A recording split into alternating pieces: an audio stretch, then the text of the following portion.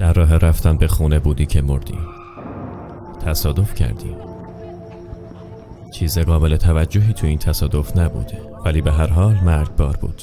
مرگ بی دردی داشتی. کادر پزشکی تمام تلاششون رو برای نجاتت کردن، ولی بی نتیجه بود. بدنت اونقدر تیکه پاره شده که برات همین اتفاق بهتره. به هم اعتماد کن. و این زمانیه که منو ملاقات کردی. چه اتفاقی افتاد؟ من الان کجام؟ من رک گفتم. تو مردی. دلیلی برای حاشیه رفتن وجود نداره. اونجا یه کامیون بود، داشت لیز میخورد. درسته؟ من مردم؟ آره، ولی احساس بدی در موردش نداشته باش. همه میمیرن. تو به اطرافت نگاه انداختی. نیستی مطلق بود. فقط تو بودی و من. اینجا چطور جاییه؟ زندگی پس از مرگه؟ کم و بیش. و تو خدا هستی؟ بله، من خدا هستم. بچه هام، همسرم، چه اتفاقی براشون میافته؟ زندگی اونا چطور میشه؟ این چیزیه که دوست دارم ببینم.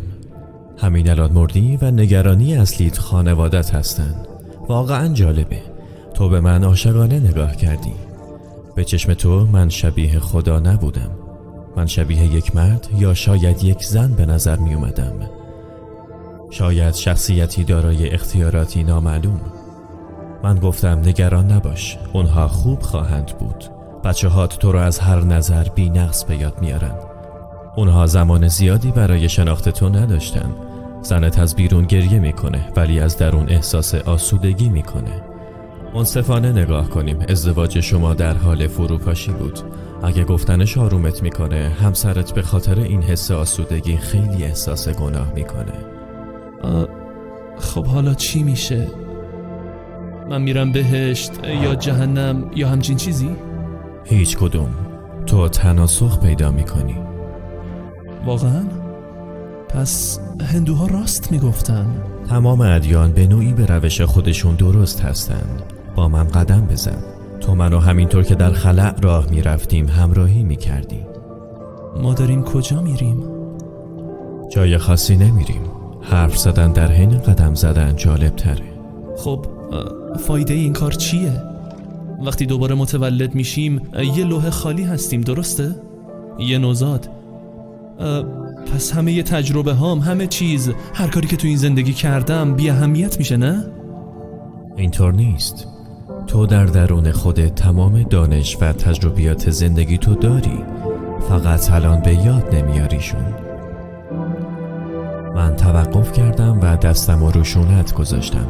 روح تو شکوهمندتر، زیباتر و عظیمتر از چیزیه که بتونی تصور کنی. ذهن انسان فقط ذره‌ای از چیزی که هستی رو میتونه در بر داشته باشه.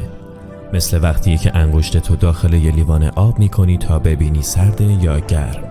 تو بخش بسیار کوچیکی از وجود خودتو داخل ظرف قرار میدی، اما وقتی بیرون میاریش تمام تجربه هایی که داشته رو به دست آوردی. تو در 48 سال گذشته درون یک انسان بودی. تو هنوز به اندازه کافی برای شناخت خودت وسعت پیدا نکردی. اگه به اندازه کافی وقت بگذرونیم همه چیز یادت میاد، ولی فایده‌ای نداره که در فاصله بین هر دو زندگی این کارو تکرار کنیم. چند بار تا حالا تناسخ پیدا کردم؟ خیلی، بارها و بارها، و به بسیاری زندگی‌های متفاوت. این دفعه تو یه دختر رعیت چینی در سال 540 میلادی خواهی شد. چی؟ یه لحظه صبر کن. تو داری منو تو زمان به عقب میفرستی؟ خب در کلام شاید اینطور باشه. زمان به مفهومی که تو میشناسی فقط در جهان تو وجود داره. جایی که من ازش میام همه چیز فرق داره. تو دقیقاً از کجا میایی؟ من از جای دیگه ای میام و دیگرانی مثل من هم اونجا وجود دارن. میدونم که دلت میخواد بدونی اونجا چه شکلیه، ولی صادقانه بگم نمیتونی درکش کنی. با کمی تردید گفتی. ولی صبر کن، اگه من به زمان و جاهای دیگه تناسخ پیدا میکنم ممکنه زمانی با خودم برخورد داشته باشم. البته به طور پیوسته اتفاق میفته و چون هر کدوم از زندگی ها فقط از تجربه شخصی خودشون اطلاع دارن، وقتی این اتفاق میفته اصلا متوجه نمیشن. خب هدف از همه اینا چیه؟ من صاف تو چشمات نگاه کردم. معنای زندگی، دلیل اینکه کل این جهان رو ساختم واسه اینه که تو به بلوغ برسی. منظورت بشریته؟ تو میخوای که ما بالغ بشیم؟ نه، فقط تو. من کل این جهان رو برای تو ساختم. با هر زندگی جدید تو رشد پیدا میکنی و بالغ تر میشی و درک بیشتر و عظیمتری پیدا میکنی. فقط من؟ پس بقیه چی؟ بقیه‌ای وجود نداره. در این جهان فقط تو هستی و من. تو مبهوت به من خیره شدی. یعنی همه آدمای روی زمین؟ همه اونها تویی. تناسخ‌های مختلف از تو. صبر کن، یعنی من همه آدما هستم؟ درست متوجه شدی. هر انسانی که تا حالا زندگی کرده منم؟ آره، و همینطور هر انسانی که زندگی خواهد کرد. من ابراهام لینکلنم؟ و همینطور قاتلش، جان ویلکس بوس. یعنی من هیتلرم؟ با وحشت اینو گفتی. تو میلیون ها نفری هستی که اون کشت. من مسیحم؟ و تو همه کسانی هستی که ازش پیروی میکردن. سکوت کردی.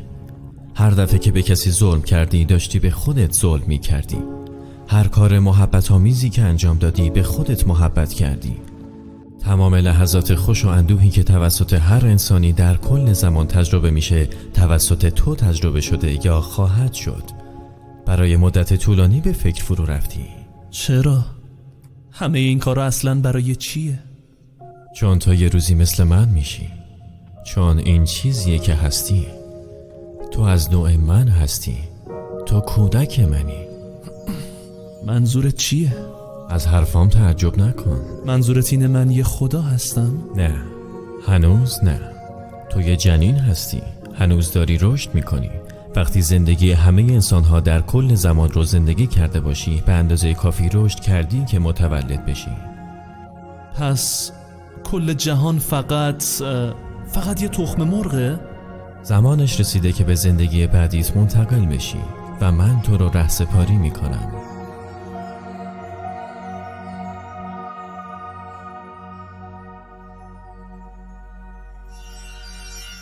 تخم مرغ. کارگردان اندی ویر.